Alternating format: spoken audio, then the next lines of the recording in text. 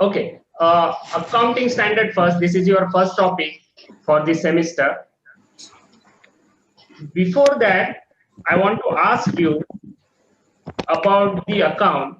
Some basic questions I want to ask to clarify about your accounting knowledge up to 12th standard. What is accounting? Can anybody tell me what is accounting?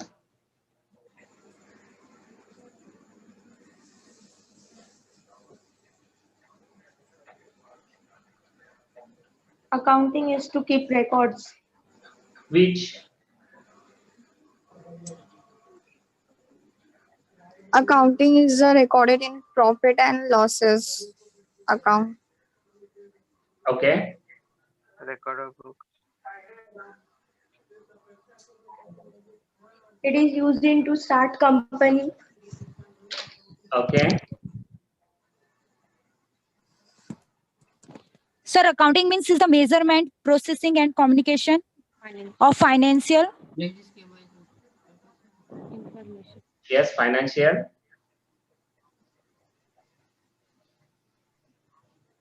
Financial what? Information. Okay. Financial information. Okay.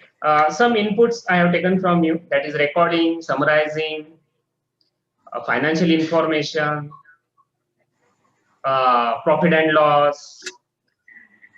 Okay, accounting is what? Accounting is that recording, summarizing, and analyzing all the financial transactions of the concern.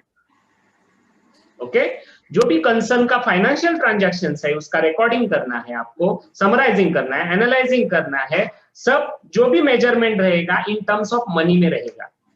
Okay, that is accounting. आपने जो 12th standard में जो भी आपको subject था वो book keeping and accountancy था. यानी बुक कीपिंग, आपको बुक कीपिंग करना है वहां पे, यानी जो भी ट्रांजैक्शंस है वो रिकॉर्ड्स करनी है. पर अभी जो आप अंडर ग्रेजुएशन में आप लर्न करोगे अकाउंट के बारे में, वो बुक कीपिंग नहीं रहेगा. यहाँ पे फाइनेंशियल मैनेजमेंट रहने वाला है. Accounting and financial management. यहाँ पे ज्यादातर आपको डिसीजन मेकिंग के प्रोसेस में अभी एंटर करना है. यानी जो भी आपके अकाउंटिंग ट्रांजैक्शंस है वो रिकॉर्ड तो करने ही है आपको, बट उसका एनालाइजिंग करना, उसके ऊपर जो भी मैनेजरियल लेवल का डिसीजंस लेना है, वो लेवल का आपको अकाउंटिंग अभी सीखना है. यानी आपने बुक कीपिंग देखा है, यहाँ पे बुक कीपिंग के ऊपर ज्यादा ध्यान नहीं है. यहाँ पे ज्यादा ध्यान कौन सा है? यहाँ पे स्ट्रेटेजिक लेवल पे, यानी आपका जो भी अकाउंटिंग है, आप जो भी प्रोसेस करोगे उसके ऊपर आपको वहां पे डिसीजन लेने के लिए जो भी इनपुट्स लेंगे आप अकाउंटिंग से, वो आपको देखने हैं. Okay, that's why it is called accounting and financial management. ये आपका सब्जेक्ट रहेगा अभी. यानी बुक कीपिंग अभी आपका 12th तक हो गया, यानी बुक कीपिंग हो गया है. वहां पे ज्यादा आपको एम्फसाइज जो करना है वो बुक कीपिंग के ऊपर. अभी बुक कीपिंग नहीं है, अभी है आपको स्ट्रेटेजिक लेवल पे, डिसीजन लेवल पे जो भी मैनेजरियल अकाउंटिंग आपको सीखना है, जो भी फाइनेंशियल डिसीजंस लेने हैं, फाइनेंशियल मैनेजमेंट करना है, इसके लिए अकाउंट सीखना है. ओके, तो ये अभी चालू हो गया आपका अकाउंटिंग एंड फाइनेंशियल मैनेजमेंट. इसके पहले थोड़ा बेसिक आपको पूछना था. आपको एंट्रीज मालूम है, journal entries? Yes, very good. कोई जर्नल एंट्री मेरे को बता सकता है? Cash paid to Ram. Yes, बताइए. Cash account debit to Ram. फिर से सोच के बताइए.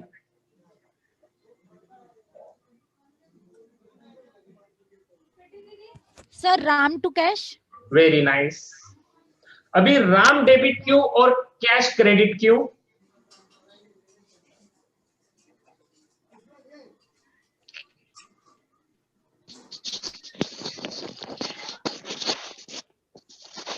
यस, क्योंकि राम ने कैश पेड किया है. राम ने कैश पेड किया, इसलिए राम डेबिट और कैश क्रेडिट. यहाँ पे राम ने अगर पेड किया होता तो राम का ही अकाउंट वहां पे नहीं आता, as per book keeping rules. बोलिए, वहां पे राम ने पेड किया तो राम का नाम नहीं आएगा, ऐसा तो अकाउंट चलता है। राम के ही बुक में राम का ही अकाउंट डाल रहे हो आप, अगर राम ने पेड किया तो नहीं। कैश पेड टू राम, यानी राम को कैश पेड हुआ है, इसलिए राम को आपने डेबिट दिया और कैश को क्रेडिट किया, that is right. But why Ram debit and why cash credit?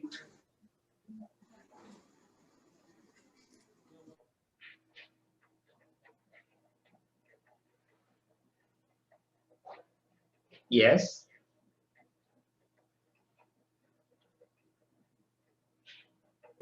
Okay. दूसरा ट्रांजैक्शन आपको बता देता हूं, गुड्स परचेस्ड ऑन कैश। बताइए एंट्री।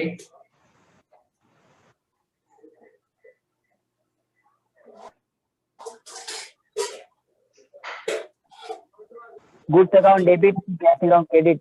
राइट राइट राइट, यानी गुड्स को अपन क्या बोलते हैं? गुड्स का दूसरा नाम? Yes yes, repeat.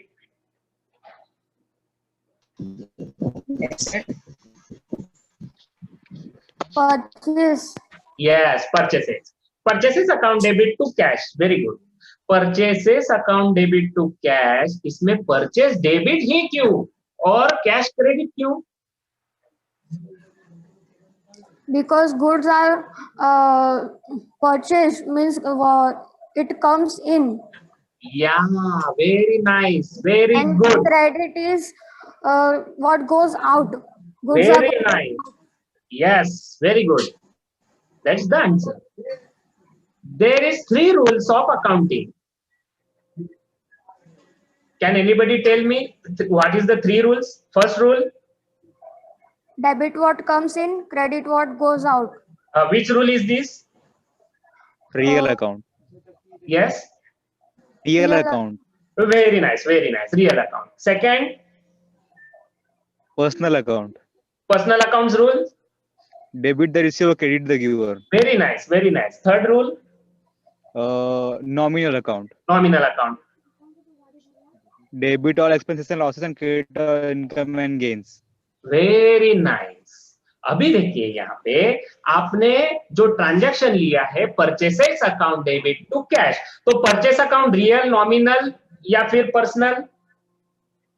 Real. Real, very good. और कैश? Real. Very nice. तो Real.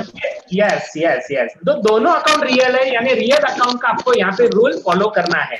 यस, तो रियल अकाउंट रूल क्या बोलता है? Debit what comes in, credit what goes out. Debit what comes in, purchases, जो भी आपने Goes out. यस मटेरियल जो भी परचेस किया है, डेबिट व्हाट कम्स इन, इसलिए आपने वो डेबिट दिया। और credit what goes out means what? Cash real account है, तो उसको भी रियल अकाउंट के रूल फॉलो होने वाला है, पर कैश आपकी गई तो इसलिए उसको क्या दिया आपने? क्रेडिट दिया। क्रेडिट व्हाट गोज आउट, इसलिए यहाँ पे purchase account debit to cash. और वहां पे देखिए Ram account debit to cash किया आपने, राइट? तो वहां पे राम को आपने पेड किया है कैश, बरोबर?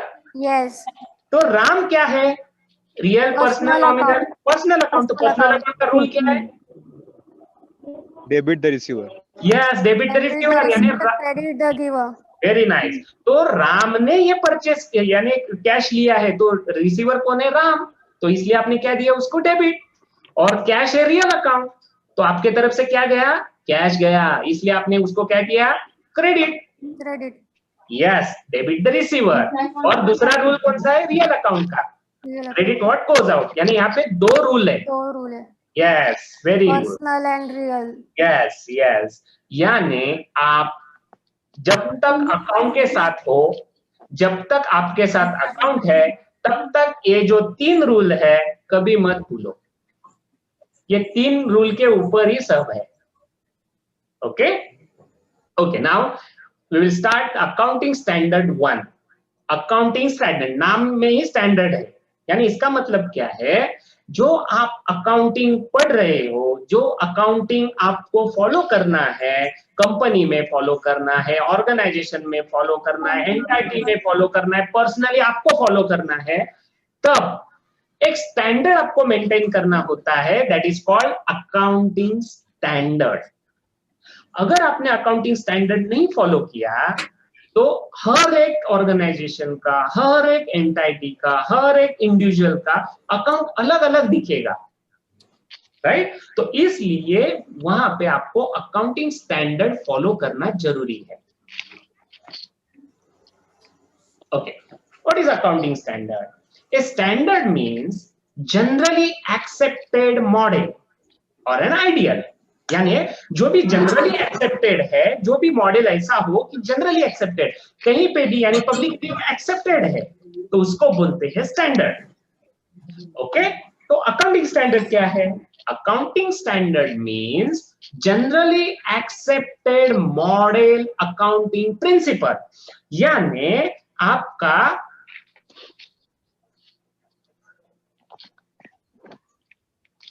यस, अकाउंटिंग स्टैंडर्ड में generally accepted model accounting principle, जो भी अकाउंटिंग प्रिंसिपल्स है, अगर वो जनरली एक्सेप्टेड है, एक्सेप्टेड अगर करना है आपको, तो उसको बोलते हैं अकाउंटिंग स्टैंडर्ड। हर एक मॉडल का स्टैंडर्ड होता है, वैसे ये अकाउंटिंग का स्टैंडर्ड है। ओके, तो ये आपको अगर फॉलो करना है, अकाउंटिंग प्रिंसिपल्स फॉलो करने हैं, तो आपको अकाउंटिंग स्टैंडर्ड जरूरी है।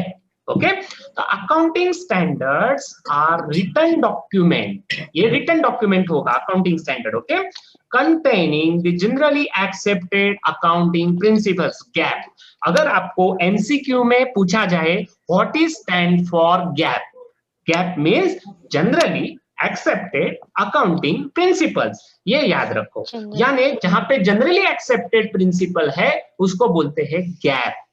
Okay, this standard, yes, generally accepted accounting principle. Just listen. accepted accounting Yes, principle. yes. Listen. आप म्यूट कीजिए, आप जो भी पढ़ रहे हो उसका आवाज आ रहा है। आपको एक बात बताता हूँ, आपको यहाँ पे सिर्फ सुनना है, कुछ मत लिखिए, कैलकुलेटर मत लीजिए, कुछ भी मत कीजिए। ओनली अगर आपके पास हेडफोन है, हेडफोन कान में लगाइए, बस वो सुनिए, बाकी सब आपको मैं बाद में सब दूंगा, सब मटेरियल मिलेगा आपको। Okay, don't worry. Okay, these standards are issued in India by the Institute of Chartered Accountants of India, यानी जो अपना ऑर्गेनाइजेशन है, वो ऑर्गेनाइजेशन जो accounting principles, accounting standard set करता है, वो है ICAI, institute of chartered accountants of India. इसको लीगली फॉर्म किया गया है गवर्नमेंट ऑफ इंडिया ने। ओके, तो उसको उन्होंने क्या किया, उसको एक पावर दी है, उनको बोला है कि ऐसा अकाउंटिंग स्टैंडर्ड बनाओ कि सबको एक ही अकाउंटिंग स्टैंडर्ड होना चाहिए, सब प्रिंसिपल फॉलो एक ही होना चाहिए, तो उनको वो वहां पे अथॉरिटी दी है। इसके लिए उनको बोलते हैं institute of chartered accountants of India, ICAI, ये अकाउंटिंग स्टैंडर्ड सेटअप करती है। ओके,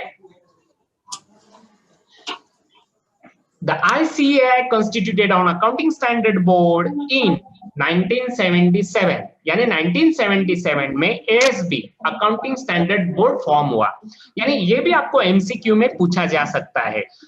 ओके, यानी ASB कब फॉर्म हुआ, ASB कब सेटअप हुआ, तो 1977। ओके, ये आपका सही आंसर रहेगा। The main function of ASB is to prepare accounting standards, यानी उनका मेन फंक्शन क्या है ASB का, प्रिपेयर अकाउंटिंग स्टैंडर्ड, बस दूसरा कुछ करना नहीं है उनको, अकाउंटिंग स्टैंडर्ड आपको प्रिपेयर करना है। ओके, इसका भी अनम्यूट है, प्लीज म्यूट कीजिए, इसका भी अनम्यूट है, प्लीज म्यूट कीजिए। The Central Council of the ICAI notifies the final standard after consultation and discussion. Okay?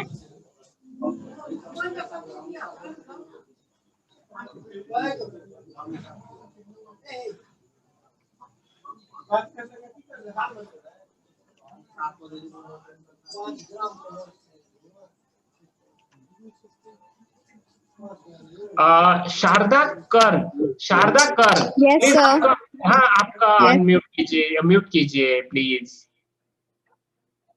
Okay, very good.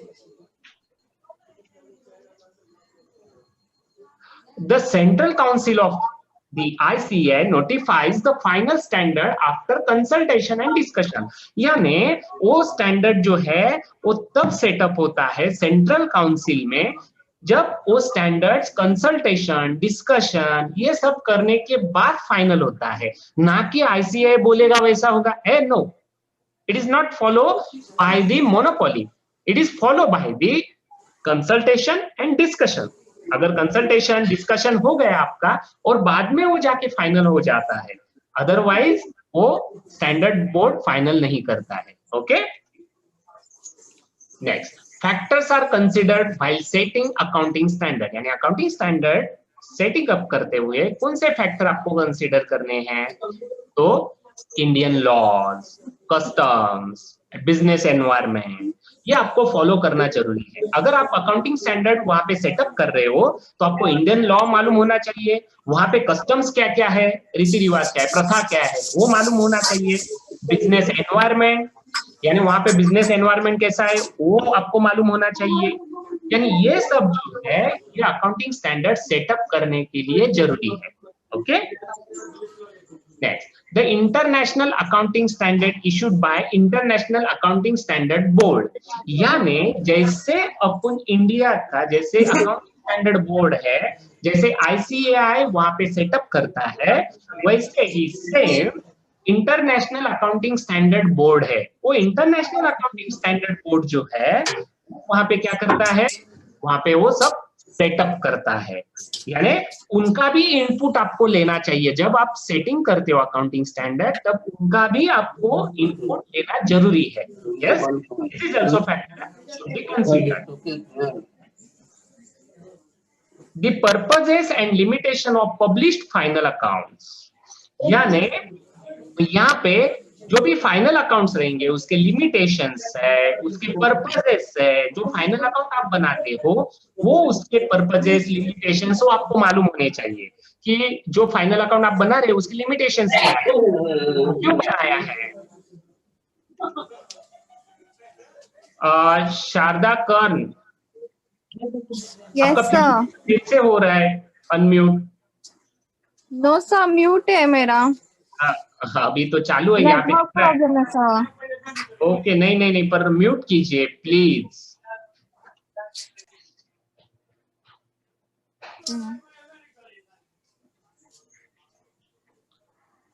Yes, फिर से आपका अनम्यूट ही है. Sir, वो नेटवर्क प्रॉब्लम की वजह से हो रहा है. हाँ, पर देखो आप वो एक बार एक सेटअप कंट्रोल कर लो उसका कि क्यों हो रहा है ये करके. यस, फिर से हो रहा है ये आपका चालू ही है. बाजू के आवाज आ रहे हैं सब. सर आप हाँ. कंटिन्यू करो, मेरा म्यूट है. ओके, पर यहाँ पे तो आपका चालू है इसलिए तो आवाज आ सर रही है. यहाँ म्यूट है. क्यों हो रहा है मालूम नहीं यहाँ पे तो. ओके, अभी म्यूट हो गया, फिर से हो रहा है. ओके, ठीक है, नो प्रॉब्लम, कुछ तो प्रॉब्लम रहेगा. ओके, ये सब फैक्टर्स है अकाउंटिंग स्टैंडर्ड सेटअप करने के. नेक्स्ट है the role of the auditor. यानी आपका जो ऑडिटर रहता है, जो ऑडिट करता है आपका अकाउंट, जो भी ऑडिट करता है, फाइनल अकाउंट जो भी ऑडिट करता है, उसका भी इनपुट, उसका भी फैक्टर्स आपको लेना जरूरी है. उसको भी आपको कंसीडर करना जरूरी है. जब भी आप अकाउंटिंग स्टैंडर्ड सेटअप कर रहे हो तब आपको ये ऑडिटर को भी साथ में लेना जरूरी है. एक्चुअल में आपको बताता हूँ, ऑडिटर का जो क्वालिफिकेशन है वो रहता है आपका सीए. सीए कहाँ से होता है? ये जो आईसीए इंस्टीट्यूशन है वही उनको सर्टिफिकेट देती है. इसलिए वहां पे जो डिसीजन लेने वाले होते हैं वो सब सीए ही होते हैं. तो इसलिए ऑब्वियसली वहां पे जो भी ऑडिटर्स ही रहते हैं तो वो उनका रोल इंपॉर्टेंट है. यस, अभी मेरे को एक बताइए, व्हाट इज फाइनल अकाउंट? कोई बता सकता है final account means?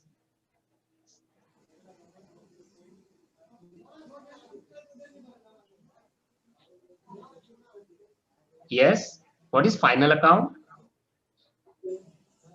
Maintaining the books of accounts. Maintaining the books of accounts. कौन से books of accounts? A profit and loss, trading account, and assets and liabilities. Means balance sheet. Yes. Yes. यानी trading account, profit loss account Loss and balance sheet, ये and तीन जो balance है, ये तीन मतलब फाइनल अकाउंट. ओके. जो trading का प्रॉफिट है, ग्रॉस प्रॉफिट, वो आप ट्रांसफर करते हो प्रॉफिट एंड लॉस.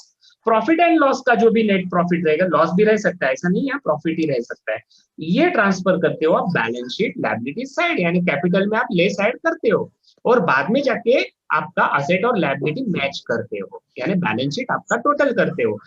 उसके बाद आपका ये फाइनल अकाउंट पूरा हो जाता है, इसलिए उसको बोलते हैं final account. That is the final year में हो, यानी किया जाता है, इसको बोलते हैं final account. Okay. Okay. Accounting standard अपन ने अभी देखा. अभी अकाउंटिंग स्टैंडर्ड 1, किसी को मालूम है टोटल अकाउंटिंग स्टैंडर्ड कितने हैं? कभी पढ़ा है? कभी आपने अगर पढ़ा होगा तो, नहीं तो मैं बता दूंगा. Yes.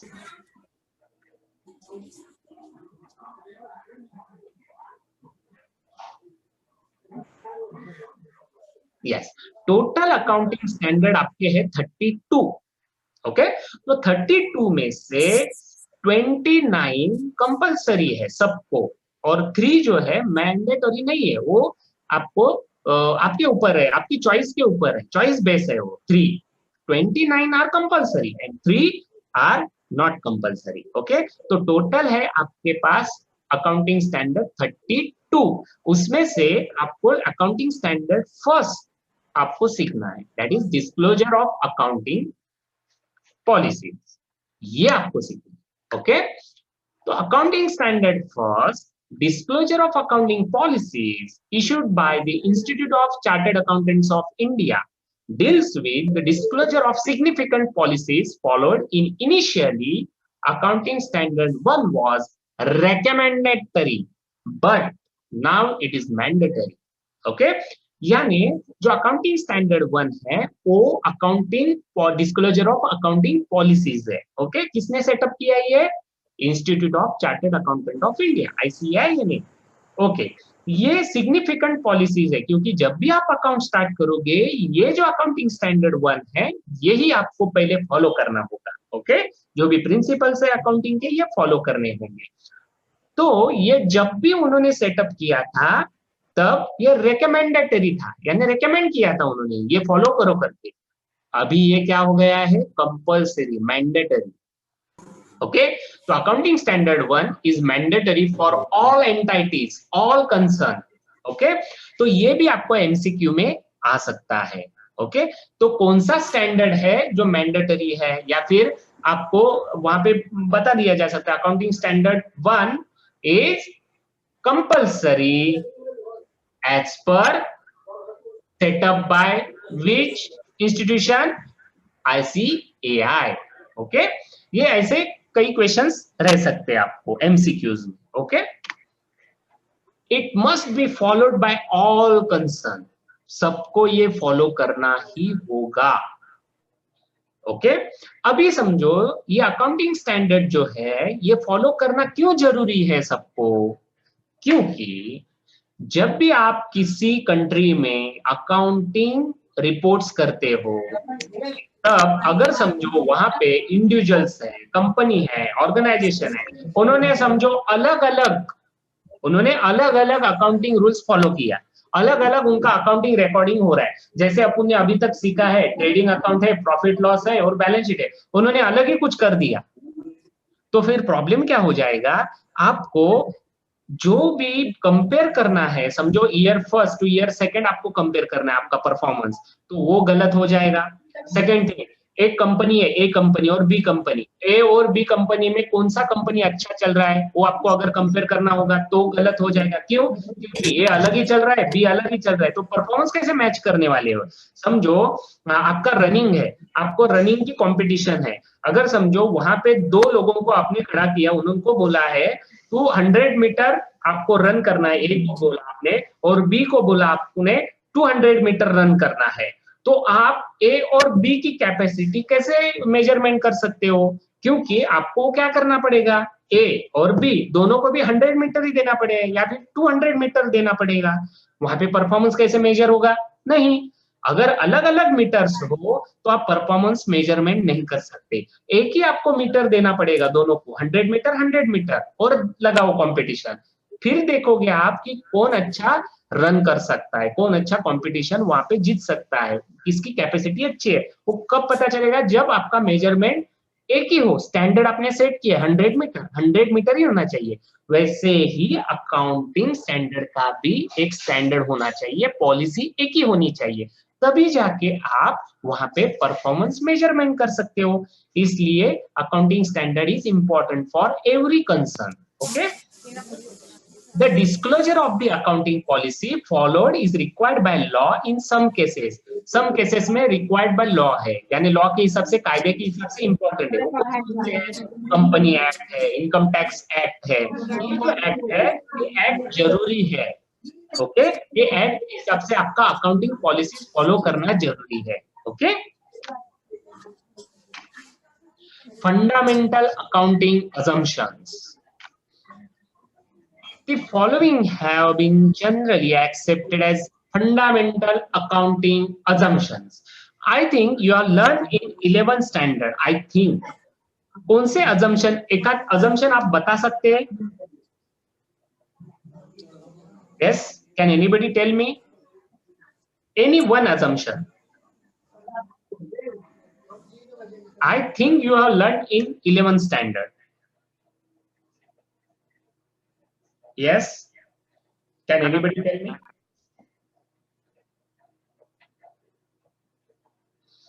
Okay, I will tell you.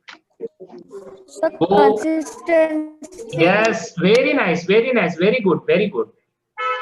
Going concern एक assumption है, going concern।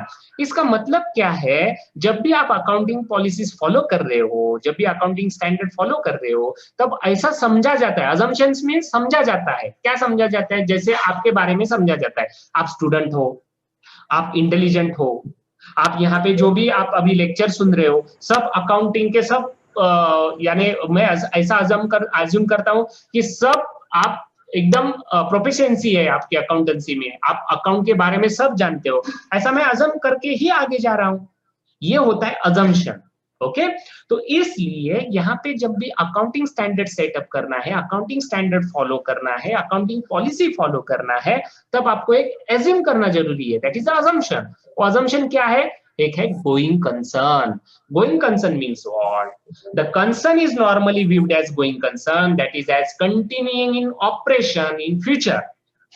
It is assumed that the concern has neither the intention nor the necessity of liquidation or reducing the level of its operation. यानी इसका मतलब क्या है? Simplified किया तो कोई भी आप जो भी कंसर्न यानी जो बिजनेस आप ओपन करते हो, तब ऐसा नहीं करते हो कि आज ओपन किया और कल आपको बंद करना है, ऐसा कभी नहीं करते आप। ये ध्यान में रखते हो कि ऐसा आपका चलते जाए, जनरेशन टू जनरेशन आपका बिजनेस चलते जाए, यानी ऐसा ना कि आप आज चालू किया आपने और कल आपको बिजनेस बंद करना है। नो, उसका अजम्पशन ये है आपका बिजनेस कंटिन्यूअसली चालू रहेगा, कंटिन्यूअसली, ना कि वो कल जाके बंद करना है आपको। नो, ओके, तो इसलिए going concern is for assumption. Next assumption is consistency, जो आपने अभी बोला कंसिस्टेंसी, यानी इसका मतलब क्या है? आप जो भी वहां पे अकाउंटिंग पॉलिसीज फॉलो कर रहे हो, अकाउंटिंग मेथड फॉलो कर रहे हो, कंसिस्टेंट होना चाहिए, ईयर ऑन ईयर कंसिस्टेंस, यानी आज यस कंटिन्यू, यस आज आपने फॉलो किया और नेक्स्ट ईयर दूसरा ही कुछ फॉलो कर रहे हो आप पॉलिसीज, थर्ड ईयर तीसरा ही कुछ फॉलो कर रहे हो, नहीं चलेगा। यानी ये इससे आपको परफॉर्मेंस नहीं पता चलेगा आपका बिजनेस का, तो आपको ये मालूम होना चाहिए कि आप जो भी फॉलो कर रहे हो उसकी कंसिस्टेंसी होनी चाहिए। ये एक अजम्पशन है, अजम्पशन पकड़ के चलते हैं। जब भी अकाउंटिंग स्टैंडर्ड बोर्ड जो है वो जब भी अकाउंटिंग स्टैंडर्ड सेटअप करता है, ये अजम्पशन पकड़ के चलता है क्या, कि ये कंसिस्टेंट रहने वाला है इनका पॉलिसी। ओके, नेक्स्ट है एक्रूअल। Yes, accrual basis. कोई बता सकता है what is accrual? Yes, can you tell me what is accrual? Accuracy. Yes yes, फिर से बताइए, बताइए, कोशिश कीजिए। ऐसा कुछ नहीं है कि गलत हो गया मतलब अपन को कुछ नहीं आता, नहीं, गलती से ही अपन को जाना है, वही आपको डेवलप करना है। It must be accurate. आवाज नाही येत रे बरोबर तुझा, मोठ्याने सांग।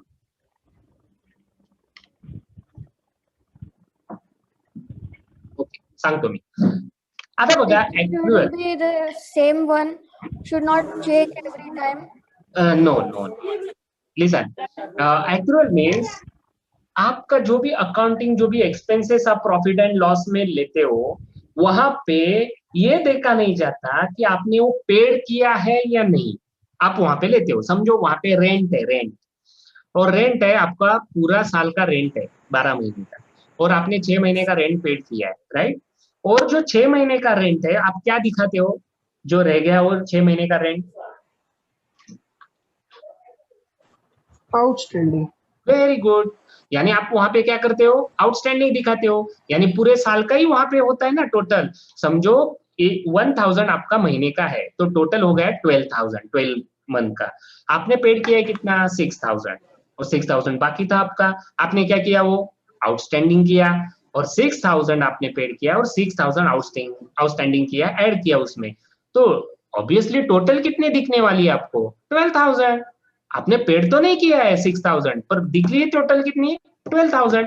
तो अकाउंटिंग प्रिंसिपल क्या बोलता है, वहां पे एक्रूअल बेसिस पे आपको लेना है। एक्रूअल बेसिस मींस व्हाट, आपने पेड किया हो या फिर ना किया हो, आपको वहां पे रिकॉर्ड करना ही है, that is called accrual.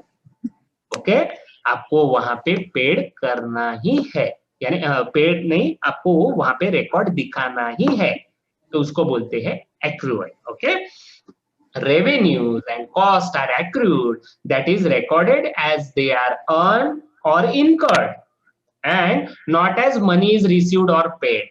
Okay, आपने रिसीव किया हो या फिर पेड की, रिसीव किया हो या फिर ना किया हो, आपने पेड किया हो या फिर ना किया हो, पर आपको इनकम या वो एक्सपेंसेस आपको वहां पे प्रॉफिट लॉस में आपको दिखाना ही है। आउटस्टैंडिंग इनकम हो या फिर आउटस्टैंडिंग एक्सपेंसेस हो, उसको बोलते हैं accrual. Okay, and recorded in the final accounts of the period what they relate. यानी ये जो पीरियड होता है, जो पीरियड आपका अकाउंटिंग पीरियड रहता है, समझो 1 साल का अकाउंटिंग पीरियड है, उस पीरियड का जो भी रिलेट करता है, उस पीरियड का आपको वहां पे लेना जरूरी है, उसको बोलते हैं एक्रूअल। ओके,